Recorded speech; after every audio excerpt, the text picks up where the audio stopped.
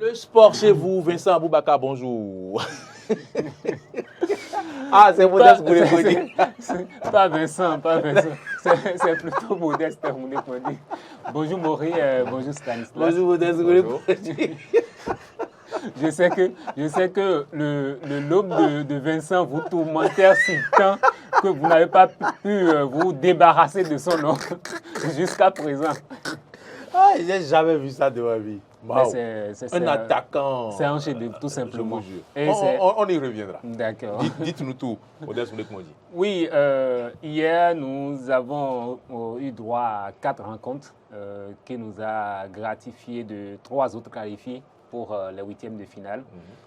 Déjà, à l'entame de la journée, il faut préciser qu'il y a 2 rencontres qui se déroulent maintenant, comme c'est la 3e journée, simultanément, au même heure. Donc, à 16h, nous avons eu droit à 2 rencontres. Le Pays-Bas jouait le Qatar, le pays hôte, déjà éliminé. Donc, 3 fois battu, hein? Voilà, il est déjà... En ce moment-là, ils étaient 2 fois. Ils sont venus à une balade de santé. Bon, encore qu'ils sont chez eux. Oui. Voilà. Ils sont à une balade de santé chez eux. Chez eux, peut-être.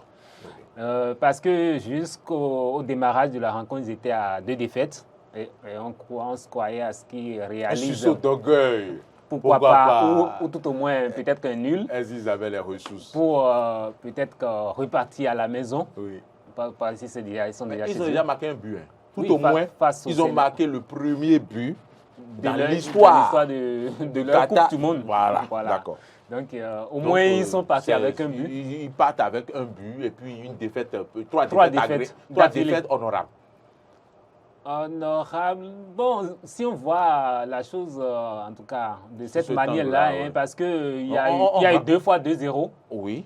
Et 2-1 en face du Sénégal. Donc, peut-être que sur cet angle-là, c'est honorable parce qu'à chaque match, ils encaissent 2 buts. Parce qu'il y a 2 équipes qui ont encaissé 4 buts, il ne faut pas l'oublier. 4 buts dans un même match. Oui, mais la particularité ici, c'est quoi? À chaque rencontre, les Qataris encaissent 2 buts. D'accord. Voilà, donc c'est la particularité, ça. Donc, les Pays-Bas ont consolidé, en fait, en tout cas, la première place de ce groupe-là. Avec combien de points maintenant? Avec désormais, non, ils sont désormais déjà là, ils sont partis avec la 3 il reste la 3e rencontre? Non, pas 3e rencontre pour Pays-Bas, c'est fini. C'est fini, d'accord. Comme ça, ils ont battu le truc là, le Sénégal. Le Sénégal, le Qatar, et puis je crois avec l'Iran. Ils avaient fait avec l'Iran 1-1. 1-1, d'accord. Ce qui a permis aux Pays-Bas. Le résultat dit que ce n'est pas 1-1. Où l'Iran les avait battus. L'Iran les avait battus en ayant 3 points. Les 3 points. L'Iran, ça devait être l'Équateur. Oui, ils ont fait match nul avec l'Équateur. Avec l'Équateur, le match nul avec l'Équateur, tout à fait. Parce que je me souviens, ils ont fait un nul là, et c'est évidemment avec l'Équateur, ce qui les a permis. L'Équateur, justement, que là maintenant, ils sont premiers avec 7 points dans le groupe là, suivi du Sénégal. Le Sénégal qui est 2e, Sénégal qui a fait aussi forte sensation. Qui a 6 points maintenant, hein. Sénégal a 6 oui, avec 2 victoires, une défaite. D'accord. Donc, Pays-Bas est 7 points, premier dans le groupe. Le Sénégal, 2e avec 6 points, suivi de l'Équateur et puis du Qatar. L'Équateur part malheureusement à la maison avec 4 points. Ah oui, parce que ça ne suffit pas. Donc, il fallait un match nul aux Équatoriens. Comment on les appelle? Oui, Équatoriens. S'ils ont fait un match nul, ils auront 5 points. Et ils seraient qualifiés? Non. Hier? C'est sans compter sur la victoire du Sénégal. Parce non, que le Sénégal, en fait, je disais face au Sénégal, oui, parce que hier, je comprends maintenant leur joie quand ils avaient égalisé. Tout à fait. Parce que après l'égalisation, là, c'est l'Équateur qui est qualifié en ce moment-là. Ok, d'accord. Voilà. Donc, ils n'ont pas su conserver cet avantage. Et c'est sans compter aussi sur la détermination des Sénégalais. Ah oui, il faut avoir du mental, hein, sinon. Qui, quand même, ont un hommage à rendre à l'un de leurs héros, Abouba Diop, voilà. Que ça fait exactement 2 ans. Jour pour jour d'ailleurs hier. Jour hier qu'il les quittait. Donc c'est pas pour rien même que Khalidou Koulibaly, le buteur décisif de la rencontre, portait sur son brassard le numéro 19 de Diop. en son temps-là. Donc, c'était un grand hommage rendu à cet héros sénégalais. Ce qui a aussi permis à tout un groupe de jubiler, pourquoi pas, parce que nous avons là une toute première place en 8e de finale. Et c'est vrai qu'il faut très vite oublier, ou sinon ranger cette joie et penser déjà à l'avenir parce que on a un gros morceau. On a un gros morceau à rencontrer, c'est-à-dire le premier du groupe A. Et ce premier, ce n'est rien d'autre que l'Angleterre. Voilà, donc ça va chauffer là. Et les Pays-Bas, de leur côté, ils vont retrouver les USA, victorieux de l'Iran hier sur un but étriqué de Pulisic qui a fini malheureusement. Après son but là, il a fini à l'hôpital, mais c'est pas grave. Qu'est-ce qui s'est passé? J'ai pas suivi. À la 46e minute de jeu, il ne se sentait pas bien. Donc, il a dû quitter ses coéquipiers. C'est le joueur qui a reçu un coup. Voilà, tout à fait. Avec ça, comment dire, son achoppement avec le gardien. Avec le gardien. Le contact avec le gardien. Il a dû terminer la rencontre. Mais ça aurait été. Ça n'a pas empêché quand même de manifester sa joie sur son profil sur les réseaux sociaux à la fin de cette rencontre-là. Donc, rapidement, pour la journée. Voilà, non, pas du tout. Il va jouer la prochaine rencontre. Donc, rapidement, pour la journée d'hier, nous avions eu Pays-Bas 2, Qatar 0, Équateur 1, Sénégal 2, Pays de Galles 0, malheureusement, et Angleterre 3, avec un doublé de Marcus Rashford, le milieu de terrain. Qui prend la tête des meilleurs buteurs maintenant? C'est qui déjà? Meilleur buteur pour juste là, le premier tour, on ne peut pas encore situer tout de suite parce qu'il reste des rencontres, des troisième journées à terminer, donc on ne peut pas dire tout de suite tel remporte en tout cas la place de meilleur buteur pour la compétition en ce qui concerne la phase de poule. Voilà. Et enfin... C'est Mbappé. Mbappé n'a pas encore fait son troisième match. Il n'a pas encore fait son troisième match, mais il ne peut pas dépasser ce match à 3 buts. Voilà. Voilà. Les jeunes sont à 3 buts. Mbappé et quelqu'un d'autre. Et la dernière rencontre de la journée, c'est celle-là qui mettait aux prises l'Iran face aux États-Unis. Pour blaguer, d'autres, en tout cas, férus de football, disaient qu'il y a match dans match.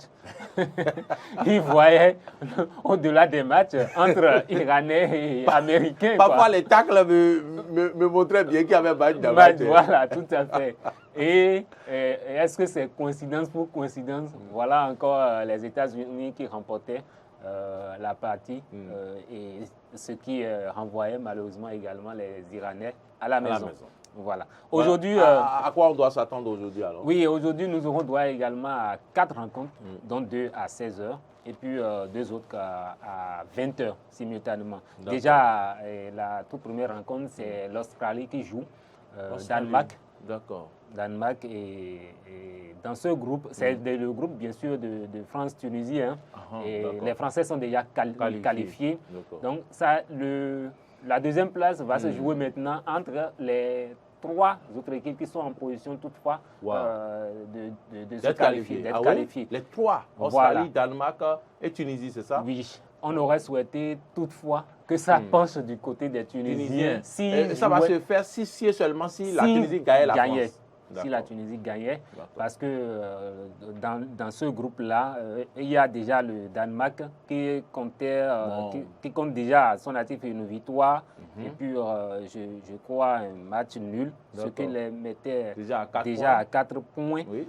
Donc la Tunisie aussi a fait un nul, mais c'est de là, et effectivement, si la Tunisie gagnait, et ça va dépendre encore de quelle manière. De quelle manière face à cette équipe de la France-là. Parce que la Tunisie a 1 point actuellement. La Tunisie, oui, la Tunisie a 1 point. L'Australie doit être à 4 points? Non, c'est l'Australie qui est à 3 points. Qui a 3 points, qui a gagné son match. Danemark aussi, c'est à 1 point, parce que Danemark aussi avait fait Danemark aussi a 1 point là maintenant, à ce stade-là? Oui, à ce stade-là. Donc, s'il y a une équipe qui est bien placée pour se qualifier, c'est l'Australie. Mais une défaite de l'Australie face au Danemark ramenait Danemark à 4 points. Et une victoire aussi de la Tunisie ramenait la Tunisie à 4 points. Maintenant, ça va se jouer au niveau des goals. Différencier des confrontations directes. Je ne suis pas un oiseau un peu compliqué de mauvais augure, mais je ne vois pas sincèrement cette Tunisie-là battre la France. Si c'était pour être sincère, la Tunisie là est en très mauvaise posture. La Tunisie est proche de l'élimination que de la qualification. Mais si c'était face à l'équipe marocaine que moi j'ai vue, j'aurais pu espérer. Oui, dans ce cas de figure, la Tunisie est plus proche de l'élimination que de la qualification. Ça me fait mal. Non, bon, vous n'avez pas rougi. Ils ont besoin d'un joueur comme vous, Stan, et vous, Odès en attaque. Nous coûtons très cher. C'est la raison pour laquelle nous, on est d'abord, on est resté au Bénin. Sinon, bon, nous, on ne peut pas supporter notre message. Ok, les autres rencontres, c'est quoi? Oui, et les deux autres rencontres se déroulent, comme je disais, à 20h. Et il y a une rencontre là qui serait très suivie. C'est quoi? Attends, je vais voir entre les deux. Une rencontre qui serait très suivie. La rencontre entre la Pologne et l'Argentine. Pourquoi? Parce qu'un faux pas de l'Argentine éliminerait cette équipe. Et qui encore? Lionel Messi. D'accord. L'Argentine est à 4 points, non? Non, l'Argentine a une défaite. Face à l'Arabie Saoudite en ouverture. Oui, a une défaite face à l'Arabie Saoudite et une victoire, ça fait 3 points. Ça fait 3 points. Et la Pologne est à 4 points. La Pologne est à 4 points dans ce groupe. Donc même un nul. Un nul qualifié la Pologne. L'arrangerait. Je pense que l'Argentine est obligée. Je pense que l'Argentine ira à la maison. Parce que la Pologne, c'est une équipe très joueuse. Non, rien n'est moins sûr. Ce mondial nous a montré tellement de retournements de situation. Oui, c'est pourquoi je dis que l'Argentine ira à la maison. Oui, tout comme la Pologne aussi peut rentrer. Et la Pologne n'est pas une grande équipe comme l'Argentine. Non, vous savez, non, attention, c'est l'erreur que nous faisons justement. Je vois la grandeur de l'équipe se situe. La comparaison de Maury. Comme la Pologne n'est pas une grande équipe, non, elle a déjà davantage psychologique. Elle n'aura d'ailleurs pas la pression. Non, je ne refuse pas, mais non, pour moi, la Pologne est une grande équipe. En quoi vous estimez que l'Argentine est une grande équipe? Parce qu'il y a Lionel Messi? Non, pas que ça. L'Argentine, vous voulez que j'aille dans l'historique? On n'a plus beaucoup de temps, sinon je vais partir en 1970 et vous parler de la Coupe du Monde, palmarès de l'Argentine. Attention, Diego Maradona en 1990. Le football, c'est le présent et non le passé. Ah, le football, ce n'est pas seulement le présent. Non, c'est le passé et le présent. Si c'était le passé, Mori Agua, l'Argentine n'aurait pas été battue par l'Arabie Saoudite d'entrée. Ça veut dire que le passé ne compte pas. Votre palmarès passé, ça ne compte pas. C'est le présent qui compte. Oui, mais le votre palmarès passé fait peur. Votre palmarès passé fait peur. Ça n'a pas fait peur aux joueurs de l'Arabie Saoudite d'entrée. Non, ça n'a pas fait peur aux gens. Ce que je dis, c'est quand même assez logique. Mon cher, quand on dit Brésil, palmarès passé ou pas, vous-même là, vous êtes déjà KO. Mais c'est parce mais qu'est-ce que le Brésil a foutu? Il faut voir les réalités du terrain. Le premier match, le Brésil a battu. Le Brésil n'a jamais manqué une Coupe du Monde. Le Brésil n'a jamais manqué une Coupe du Monde. Attendez. Le Brésil. Le premier match, le Brésil a remporté par 2-0. Bon, on va faire un plateau. Le deuxième match, s'il vous plaît, s'il vous plaît. S'il vous plaît, non, pas une victoire. Une victoire, un but à 0, un but de Casemiro. Une victoire. Pratiquement la dernière minute. Ça veut dire justement, oui, on peut faire un plateau spécial. Pour avant le 8e de finale, on fait un plateau spécial et puis on parle de tout ça. Justement, et un mot rapidement sur l'Angleterre. Vous savez, moi, je fais des analyses très froides. D'accord. On voit l'Angleterre battre facilement le Sénégal. Je ne suis pas de cet avis. L'Angleterre peut avoir Harry Kane, l'Angleterre a un meilleur effectif, je suis d'accord.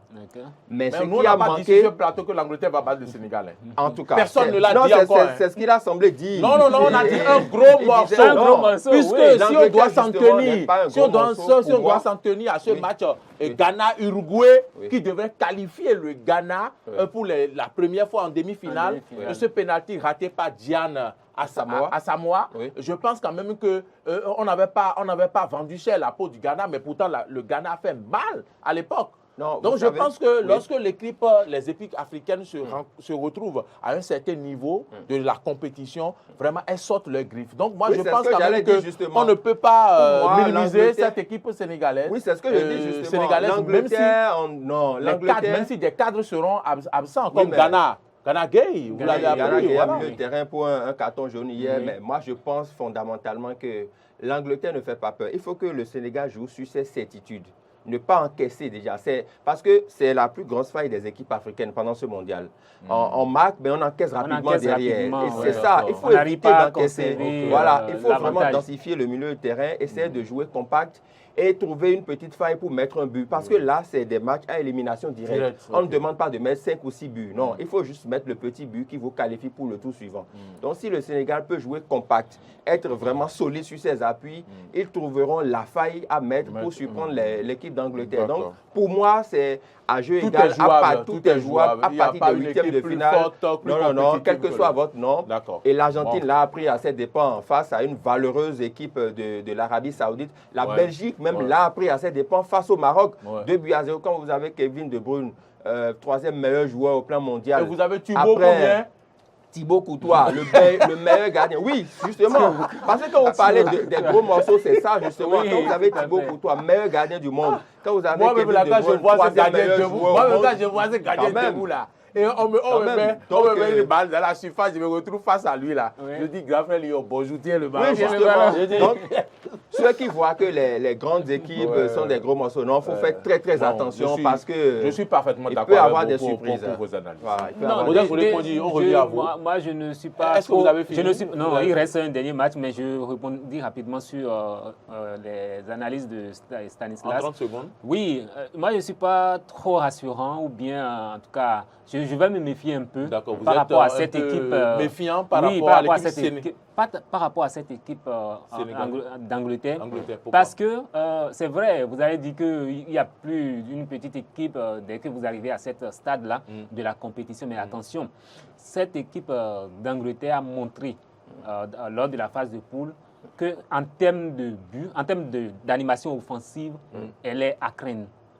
D'accord. Parce que pour cette phase de poule qui vient de terminer, c'est l'équipe qui a déjà marqué 9 buts. 9 buts. Oui, ben, c'est sans oublier le premier match. C'est sur le premier match qu'ils ont marqué. Ils ont marqué, oui, buts, beaucoup, mais l'attaque efficace. Non, c'est pas vrai. C'est pas vrai. Le premier match, ils ont rencontré une équipe. Au niveau du second match, ils ont fait 0-0. Oui, ils ont fait un nul. Face aux États-Unis. Donc voilà. Mais ils ont mis 9 buts. Mais ils ont mis 9 buts, Stan. Quand on fait les analyses comme ça, c'est. Non, attention. Ils ont mis 9 buts. Ils ont mis. C'est un peu comme l'Espagne qui a passé 7 buts au Costa Rica au niveau du premier match. Mais qui a fait un nul piteux face à l'Allemagne. Donc c'est ça justement. Il ne faut pas justement voir. Non, mais les analyses c'est comme ça. Les analyses c'est comme ça. Quelle est l'équipe qui a déjà mis plus de buts? Non, je ne refuse pas. Mais plus de buts en combien de matchs? Et on interprète qu'ils ont eu l'attaque de feu. Non, c'est pas vrai. C'est pas vrai. Ils n'ont pas une attaque de feu, justement. C'est pas vrai. C'est pas vrai. En tout cas, on peut faire le débat. D'accord. Alors, il faut se planifier. Stan vraiment optimiste par rapport à Sénégal. Mais il le faut effectivement parce que nous n'avons que cette équipe. En tout cas, il reste encore le Maroc qui va jouer très prochainement. Le Ghana aussi peut créer la surprise vendredi face à l'Uruguay. Pourquoi pas? Une belle revanche par rapport face à l'Uruguay. Et jusque-là, je voudrais vous faire remarquer qu'il n'y a aucune équipe qui a encore remporté ces 3 matchs. Est-ce qu'il en existe? Non, il n'en existe pas. La France pourrait le faire ce soir. D'accord. Vous avez dit jusque-là. Oui, jusque-là, non. D'accord, ok. C'est ça. Donc la dernière rencontre, c'est entre Mexique et l'Arabie Saoudite. L'Arabie Saoudite, justement. Mexique, Arabie Saoudite. L'Arabie Saoudite peut se relancer. Peut se relancer. Avec 3 points de départ. Oui, 3 points de départ. Ça fait 6 points. Mexique a combien de points? Distributeur automatique de points. Non, pas distributeur automatique en tant que tel. Le Mexique a fait, je viens rapidement, Mexique, lors de leur premier match face à la Pologne. Pologne, oui, avait remporté, c'est ça? Non, Pologne avait gagné. Face à Pologne, la Pologne avait fait... C'était un match nul. C'était quoi? C'était un match nul. C'était un match nul face à Pologne, ce qui les amenait à avoir un point, n'est-ce pas? Voilà. C'était un match nul face à Pologne. Et ils ont joué à leur deuxième rencontre Argentine battue. Qui les a battus. Donc là, c'est un peu comme la position de la Tunisie dans le groupe A. Donc, et là, une victoire de l'Arabie Saoudite n'arrange pas trop l'Argentine. Oui, tout à fait. Sauf si l'Argentine gagne là. Parce que là, l'Argentine est obligée de gagner. L'Argentine est obligée de gagner. Ils auront 6 points. Voilà. L'Arabie Saoudite aussi gagne. Ils auront 6 points. D'accord, les deux seront qualifiés. Non, pas les deux seront. Ok, les deux seront qualifiés à défaut de truc là. Mais au cas où l'Argentine ferait match nul, il me semble que c'est la Pologne qui. Non, match nul déjà là les élimine hein, avec une victoire des Saoudiens. Des Saoudiens. Oui, ça les élimine. Waouh. La victoire, les Saoudiens auront 6 points puisqu'ils ont gagné leur premier match face à... Je pense quand même que les poules, tout reste à jouer comme vous l'avez dit. Justement, tout reste à jouer. Tout reste à jouer. Et on aura encore des surprises. Forcément, il y en aura. Il y en aura. Très bien. Pourquoi vous voulez que la surprise soit forcément aujourd'hui? Oui, non, on a eu des surprises depuis le début de la Coupe du Monde. Et je pense quand même qu'il reste des surprises. Peut-être que ce soir, le pays africain, la Tunisie, va réitérer l'espoir du Sénégal en 2002. Sauf que au niveau en battant la France. Non, même si la Tunisie bat la France, il y a encore des calculs à faire. Oui, mais bon, on va retenir au moins que la Tunisie a battu la France. Oui, mais et RFI ne va pas passer toute la nuit à dire que la France a battu la Tunisie. Okay. Donc voilà, très rapidement, à 16h, Australie-Danemark, Tunisie-France, à 20h, Pologne-Argentine et Mexique-Arabie Saoudite. Merci à vous, Modeste Moundé-Kondi. Merci d'être venu sur ce plateau pour le sport. Vous allez partir tout à l'heure? Oui. Nous, on va continuer le débat. Vous allez continuer. Bon, mais je vais rejoindre Ahmed la Musical Info. Ah, d'accord. Mais on ne va pas vous laisser partir quand même sans vous montrer ce but anthologique de l'artiste. L'artiste Aboubakar Vincent. Modeste. Regardez ça. Ça a été déjà.